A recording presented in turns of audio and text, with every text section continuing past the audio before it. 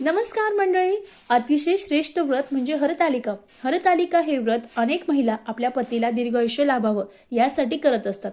मग अनेक महिलांना वाटतं की जे हरतालिका व्रत आहे हे सुद्धा मी अगदी मनोभावे माझ्या पतीला उदंड आयुष्य लाभावं, दीर्घायुष्य लाभावं यासाठी अनेक महिला अगदी निर्जला व्रत करत असतात. पण महिलांनो, तुम्हाला जर सुतक असेल, मासिक पाळी असेल, मासिक धर्म असेल तर मग काय करावं? तर बघा, तुम्हाला जर सुतक असेल तर सुतक असल्यानंतर तुम्ही अगदी फक्त उपवास करावा. तुम्हाला पूजा करणं चालणार नाही. घरात मुलगी आहे, दुसरे कोणतरी नातेवाईक आहे ते घरात येणार आहे, चुकूनही करू नका. सुतक म्हटल्यानंतर आपल्या घरामध्ये सगळी लागबाट झालेली असते. मग त्यामुळे चुकूनही तुम्ही जे हरतालिकेचं व्रत आहे किंवा जी पूजा आहे ते घरात मांडू नका.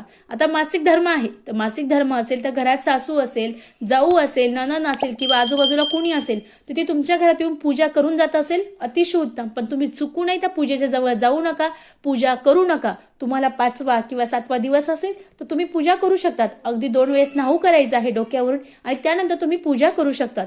पण मासिक धर्माचा 2रा 3रा दिवस असेल तर चुकूनही पूजा करू नका. अनेकांना वाटतं की वर्षातून हा अतिशय पवित्र जे व्रत आहे ते येतं, मग काही होत नाही, तर चुकूनही असं करू नका. नाही तर अन्यथा याचे जे वाईट परिणाम आहे ते आपल्याला आयुष्यभर भोगावे लागत असतात. श्री स्वामी समर्थ. धन्यवाद.